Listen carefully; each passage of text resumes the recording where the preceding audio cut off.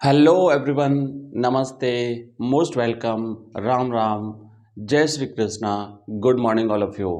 ये है अपनी हिंदी की क्लास जो कि रोज़ की अपनी पहली क्लास 6 बजे हिंदी की मिलती है। और आज है इस हिंदी की क्लास का 14वां एपिसोड। इसमें हर प्रकार के क्वेश्चंस करेंगे, ऑब्जेक्टिव भी हैं, रिक्त स्थान भी है और साथ ही साथ बड़े प्रश्न हैं, लघुत्रात्मक भी प्रश्न भी हैं और जो 4 नंबर के प्रश्न होते हैं वो भी हमने आज की इस क्लास में शामिल किए हैं। तो आइए एक एक करके देख लेते हैं सारे क्वेश्चंस। और ये अपनी रोज की पहली क्लास है, कंटिन्यू हमारी 6 बजे होती है और 7 बजे मिलती है आपको हिंदी साहित्य की क्लास। तो देखो पहला प्रश्न है, रिक्त स्थानों की पूर्ति कीजिए। तो इसमें देखो रिक्त स्थान वाले भी है और साथ ही साथ जो बाकी सारे क्वेश्चन मैंने एक साथ लिए हुए हैं। श्रद्धांजलि शब्द का अंग्रेजी पारिभाषिक शब्द है। अब इसमें बीच में रिक्त स्थान है कि श्रद्धांजलि शब्द का अंग्रेजी पारिभाषिक शब्द रिक्त स्थान है। तो इसे हम क्या कहेंगे, श्रद्धांजलि को इंग्लिश में होमेज कहते हैं। HOMAGE, homage. होमेज का मतलब होता है श्रद्धांजलि, याद रखिएगा आप लोग। होमेज का मतलब है बच्चों श्रद्धांजलि। हाँ ठीक है, तो यह है श्रद्धांजलि होमेज। नेक्स्ट है दूसरा प्रश्न। अगला क्वेश्चन है, अजू तोना ही रहो श्रुति सेवत एक अंग, इस पंक्ति में अलंकार कौन सा प्रयुक्त हुआ है। तो देखो जहां पे क्या होता है कि एक ही शब्द के अनेक अर्थ होते हैं और शब्द की आवृत्ति नहीं होती है तो वहां पे श्लेष अलंकार होता है, क्योंकि श्लेष का शाब्दिक अर्थ ही होता है चिपका हुआ होना। यानी एक ही अर्थ में अनेक अर्थ जब चिपके हुए रहते हैं तो वहां पे श्लेष अलंकार होता है। तो राइट आंसर रहेगा बच्चों यहाँ पे श्लेष अलंकार। थोड़ी सी क्लास लंबी है, आज बड़ी क्लास है इसलिए मैं ज्यादा प्रश्न है इसलिए मैं थोड़ा सा जल्दी अपन चलेंगे। नेक्स्ट है, निकम्मे रहकर मनुष्यों की चिंतन शक्ति थक गई है, वाक्य में शब्द शक्ति कौन सी है। तो क्या है कि निकम्मे रहकर के मनुष्यों की चिंतन शक्ति थक गई है। चिंतन शक्ति नहीं थकती है, आदमी थकता है। तो चिंतन शक्ति थकी है तो मतलब देखो लक्षणा है ना, लक्षणा शब्द शक्ति का प्रयोग इसमें हुआ है। तो शब्द शक्ति कौन सी है, लक्षणा शब्द शक्ति है। नेक्स्ट प्रश्न क्या है कि शब्द की जिस शक्ति से किसी शब्द के सबसे साधारण, लोक प्रचलित और सामान्य अर्थ का जब बोध होता है तो वो शब्द शक्ति कौन सी होती है। तो वो शब्द शक्ति होती है बच्चों अभिधा शब्द शक्ति। देखो एक बात मैं थोड़ा सा आपको यहाँ पे शब्द शक्ति का हल्का सा बता देता हूं कि शब्द शक्ति 3 प्रकार की होती है, आप लोग याद रखेंगे। शब्द शक्ति जो है ये 3 प्रकार की होती है। शब्द शक्ति, अब शब्द शक्ति को 3 भागों में विभाजित करेंगे। एक होती है बच्चों अभिधा शब्द शक्ति, अभिधा शब्द शक्ति। दूसरी होती है लक्षणा शब्द शक्ति और तीसरी होती है हमारी व्यंजना शब्द शक्ति। ये 3 शब्द शक्तियां हुई। अभिधा क्या होता है, अभी देखो पहले लक्षणा जो शब्द शक्ति है ना, इसके 2 भेद हैं। लक्षणा शब्द शक्ति के 2 भेद हैं, एक होती है रूढ़ा लक्षणा और एक होती है रूढ़ा लक्षणा और एक होती है प्रयोजनवती लक्षणा, प्रयोजनवती लक्षणा। और व्यंजना शब्द शक्ति के भी 2 भेद हैं, एक होती है बच्चों शाब्दी व्यंजना और दूसरी होती है आर्थी व्यंजना। ठीक है, आर्थी व्यंजना। ये कई बार भेद भी पूछ लिए जाते हैं कि या इनसे प्रश्न पूछ लिया जाता है कि प्रयोजनवती और रूढ़ा और प्रयोजनवती किस शब्द शक्ति के भेद हैं। तो याद रखिए लक्षणा के भेद हैं। इसी तरीके से शाब्दी और आर्थिक किस शब्द शक्ति के भेद हैं, तो आपको याद रखना व्यंजना के भेद हैं।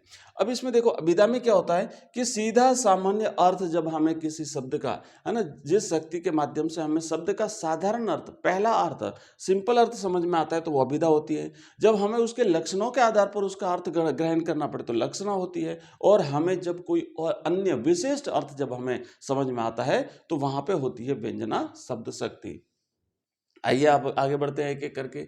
नेक्स्ट प्रश्न है अपना, अगला क्वेश्चन है कि देवनागरी लिपि का विकास लिपि से हुआ है। तो हमारे भारत में 2 प्राचीन लिपियां थी, ब्राह्मी और खरोष्टी। तो उसमें से जो ब्राह्मी लिपि थी उससे देवनागरी लिपि का विकास हुआ है।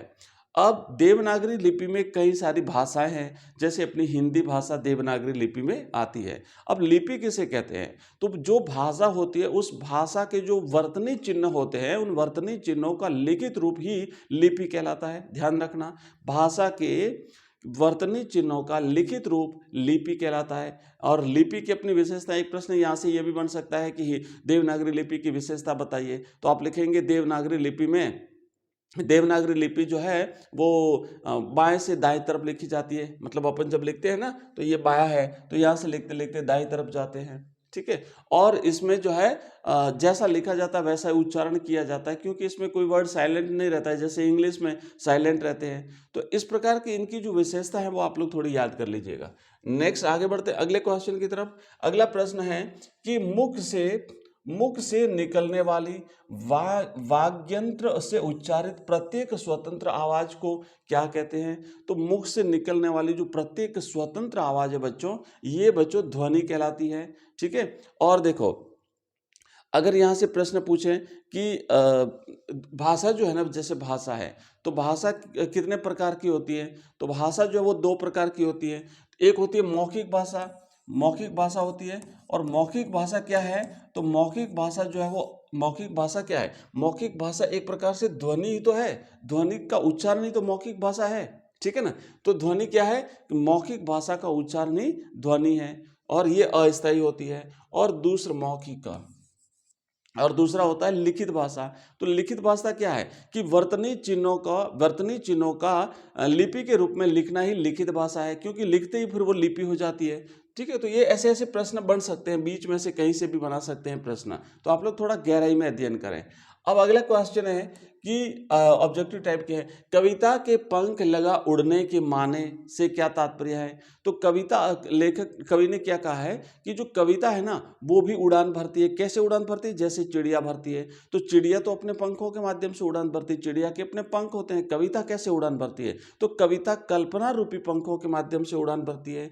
तो क्या कहा है कि इसका अर्थ क्या है? तो इसका अर्थ है कि कविता सारी सृष्टि में उड़ान भर लेती है। मतलब क्या है कि कविता जब कवि ने लिखी है और उसको हम पढ़ते हैं, और ऐसा नहीं है कि हमने यहाँ पे कोई किसी कवि ने कविता लिखी वही पढ़ते हैं। हम तो देखो विदेशी कवियों की कविताएं भी पढ़ते हैं, हमारे यहाँ के कवियों की कविता विदेशों में पढ़ी जाती है। और जो आज से कई हजारों साल लाखों साल पहले की जो कविता लिखी थी, जो गीत लिखे थे, जो भजन लिखे थे, वो आज भी हम उसी तरह से उन्हें पढ़ते हैं। तो इसलिए ये उड़ान है कविता की, लंबे समय तक रहती है और बहुत दूर तक जाती है। अगला प्रश्न है, देखो नेक्स्ट, कि भरता उर में विहलता है, या विहलता से क्या तात्पर्य होता है? तो विहलता, जब उर में हृदय में विहलता भरती है, ये अपनी आत्मपरिचय कविता से लिया गया है। तो कवि के पांव शिथिल पड़ जाते हैं, कवि घर जाने की कोई उतावल नहीं करता है, उसके पांव शिथिल पड़ जाते हैं, तो पद शिथिल हो जाते हैं। पद का मतलब होता है पांव, पांव उसके शिथिल हो जाते हैं।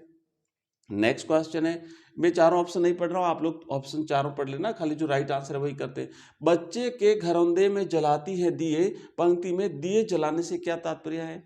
तो अब देखो यहाँ पे क्या करता है, बच्चे की जो माँ है, बच्चे को गोद में लिए उसे झुलाती है, उसे उछालती है ना, उसे चांद दिखाती है, और साथ ही साथ फिर वो क्या करती है, उस घर में बच्चे के घरौंदे में दिए जलाती है। मतलब ये है कि बच्चा खिलखिला करके हंसने लगता है ना, बच्चा खिलखिला करके हंसता है। नेक्स्ट प्रश्न है अगला, कि भक्तिन का दुर्भाग्य भी उससे कम हठी नहीं था। पंक्ति में भक्तिन के दुर्भाग्य को हठी क्यों कहा है? क्योंकि भक्तिन जैसे जैसे जीवन में आगे बढ़ रही है वैसे वैसे भाग्य भी लगातार उसका पीछा किया जा रहा है, बिल्कुल उसका पीछा नहीं छोड़ रहा है। पहले जैसे हमने देखा कि उसकी माता की मृत्यु हुई, उसके बाद उसकी विमाता ने उसको परेशान किया, फिर छोटी उम्र में उसकी शादी हुई, वहाँ पे आई, ससुराल में आई, तो उसकी पुत्रियों का जन्म हुआ, एक पुत्री, दो पुत्री, तीन पुत्री, परिवार ने परेशान करना शुरू कर दिया। फिर बाद में उसे अलग किया, तो अलग करने के बाद में भी जब उसकी बेटी की शादी हुई तो वो भी विधवा हो गई। तो मतलब क्या था कि लगातार उसका दुर्भाग्य उसका पीछा करता रहा। तो उसकी किशोरी जो है वो युवती होते ही विधवा हो गई। तो इस प्रकार की सारी चीजें जो है वो उसके साथ हो रही थी। अब बाकी देखो ऑप्शन नहीं है कि विधवा होते ही उसे घर से बाहर निकाल दिया, तो बाहर निकालने का कहीं उल्लेख नहीं है भाई, तो इसलिए ये नहीं होगा। और विधवा होते ही परिजनों ने संपत्ति छीन ली थी, संपत्ति छीनने का भी कोई उल्लेख नहीं है। छीनना चाहते थे बट हुआ नहीं था ऐसा, है ना, उपयुक्त में से कोई नहीं है, तो ये जरूर हुआ था। राइट आंसर रहेगा ये।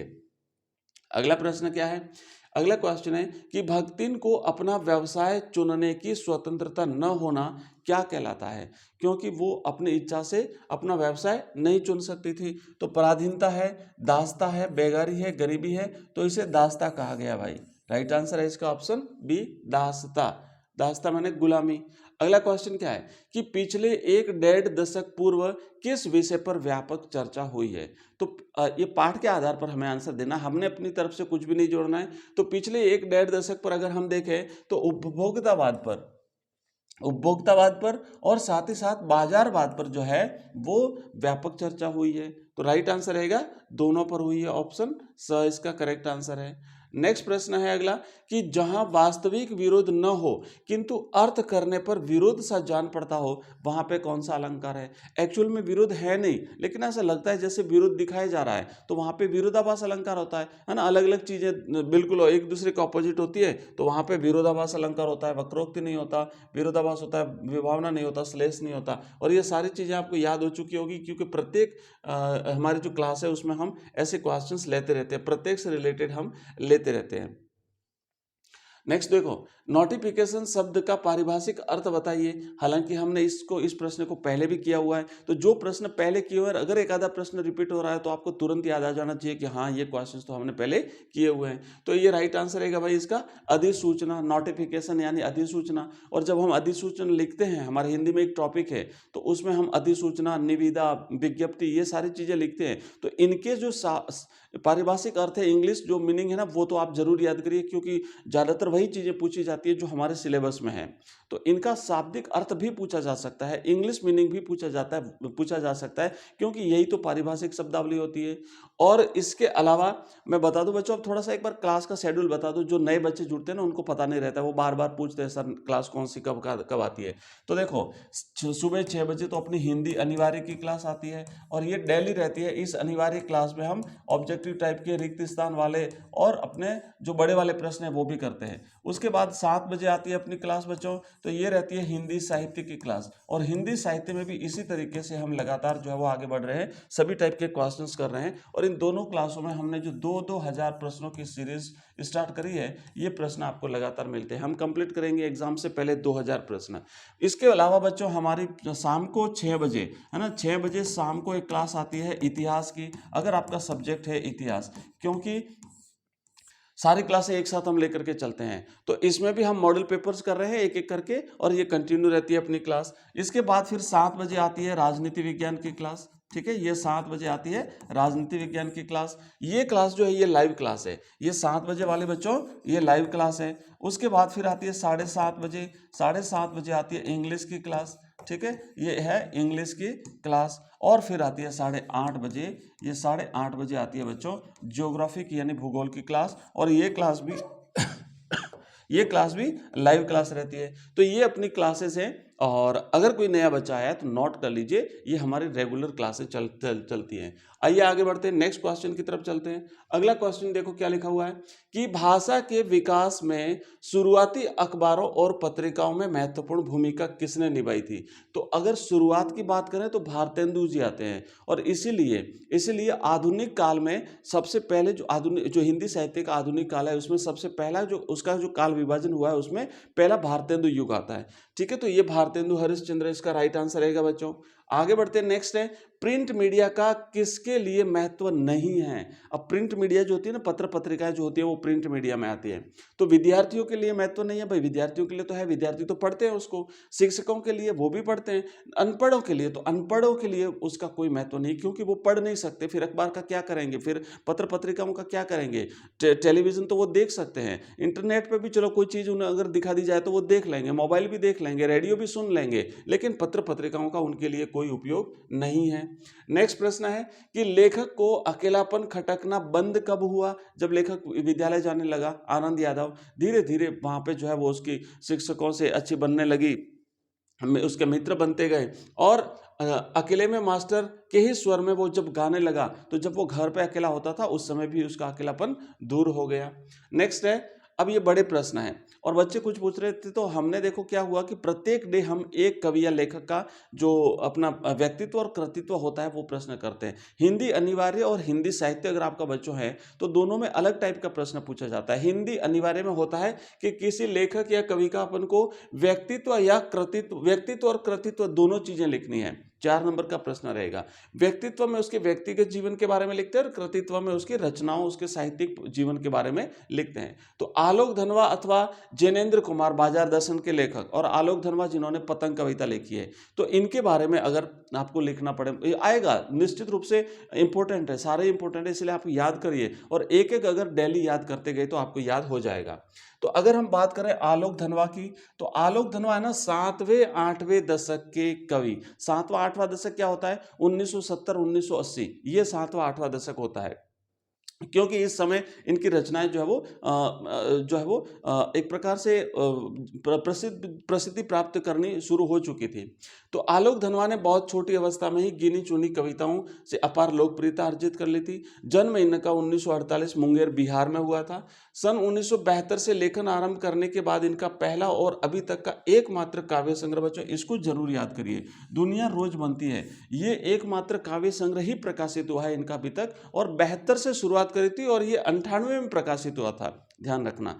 और ये देश के विभिन्न हिस्सों में सांस्कृतिक और सामाजिक कार्यकर्ता के रूप में सक्रिय रहे हैं। इनकी आरंभिक कविताएं हिंदी के अनेक गंभीर काव्य प्रेमियों को जुबानी याद रही है। अब आप सोचिए, पतंग कविता है, कितनी इजी है, बिल्कुल हर कोई याद कर सकता है और आपको याद भी होनी चाहिए कि जैसे भादो गया हुआ सवेरा, है ना, शरद आगे बढ़ता है पुलों को पार करते हुए, इस तरीके से बिल्कुल सिंपल भाषा में, सरल भाषा में ऐसी कविता इन्होंने लिखी है। इतनी व्यापक ख्याति के बावजूद भी कवि आलोक धनवा ने कभी थोक के भाव में लेखन नहीं किया। मतलब ऐसा नहीं था कि अब तो हम प्रसिद्ध हो गए तो हम जो कुछ भी हम लिख दें, नहीं लिखा उन्होंने। और फिर इन्हें सम्मान की बात आती है तो इन्हें राहुल सम्मान, साहित्य सम्मान, भोजपुरी सम्मान और पहल सम्मान से पुरस्कृत किया गया था। तो ये पुरस्कार मिले थे। अब देखो इसमें क्या क्या चीजें आई। अगर हम व्यक्तित्व और कृतित्व की बात करें तो इनका जन्म आ गया, उसके बाद इन्होंने कब से लेखन प्रारंभ किया वो आ गया, उनका समय कौन सा था तो 7वां 8वां दशक, ये भी आ गया। और उसके बाद अब काव्य की तरफ आते हैं तो इनकी रचनाएं कौन कौन सी हैं, तो इनका तो एकमात्र काव्य संग्रह दुनिया रोज बनती है, 1972 से लिखना प्रारंभ किया था, 1998 में इसका प्रकाशन हुआ, ये भी बता दिया। उसके बाद फिर इनकी कविताओं में जाते हैं तो कविताएं कैसी थी, इनकी कविताएं सिंपल थी, लोगों को मुख जबानी याद होती थी, लेकिन फिर भी इन्होंने कभी थोक के भाव व्यापार नहीं किया। फिर जाते हैं इनके सम्मान में, सम्मान कौन से मिले तो राहुल सम्मान मिला इनको, और साथ ही साथ साहित्य सम्मान भी मिला, भोजपुरी सम्मान मिला। ये हो गया 4 नंबर का, है ना। इतना लिख दोगे ना तो बिल्कुल पर्याप्त है, काफ़ी है। और एक एक अगर आपने प्रत्येक दिन एक कवि एक लेखक याद किया तब तो हो जाएगा, और एक साथ याद करने की कोशिश करोगे तो नहीं होगा। इसलिए कंटिन्यू रखिए अपनी स्टडी को और लगातार पढ़ते रहिए। तो बच्चों अभी प्रश्न तो बहुत है, लेकिन चूंकि टाइम का हमें ध्यान रखना है तो आगे भी हमारी क्लास आने वाली है, तो ये बाकी जो क्वेश्चंस है ये हम नेक्स्ट क्लास में लेंगे। मैं आपको बता दूं इसकी जो कंप्लीट पीडीएफ है ना, हमने ये जो डेली हमारी सीरीज चलती है, सीरीज अभी जैसे आज 14वां भाग है, तो ऐसे पीडीएफ और उसका वीडियो ये कंप्लीटली हमने ऐप में जो है वो अपलोड कर रखा है। ऐप है बच्चों अपना एजुकेशन राइज, है ना, ये एजुकेशन राइज अपना ऐप है, इस ऐप में हमने अपलोड कर रखा है। वहां से आप अगर देखना चाहें तो इसे देख सकते हैं, वीडियोज अगर देखना चाहें तो वो भी देख सकते हैं, पीडीएफ पढ़ सकते हैं।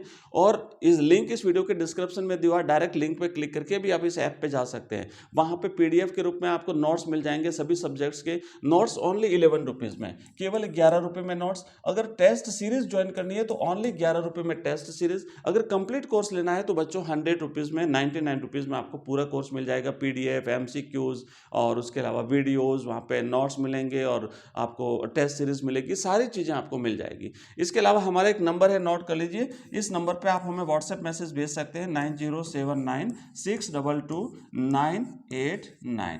इस नंबर पे आपको हमारे व्हाट्सएप की लिंक मिल जाएगी, व्हाट्सएप ग्रुप की लिंक, टेलीग्राम की लिंक और हमारे प्लेलिस्ट, ऐप की लिंक, वेबसाइट की लिंक, कोर्सेज की लिंक, सारी लिंक आपको मिल जाएगी। तो ये था आज की अपनी क्लास। कैसी लगी ये क्लास आपको मुझे कमेंट बॉक्स में कमेंट करके जरूर बताना। वीडियो को शेयर करना और लाइक करना बिल्कुल भी मत भूलना। हमने आपके लिए इतनी मेहनत करी है तो आपसे रिक्वेस्ट है लाइक जरूर करें वीडियो को। तो मिलते हैं बच्चों अगली क्लास में, तब तक के लिए जय हिंद, जय भारत।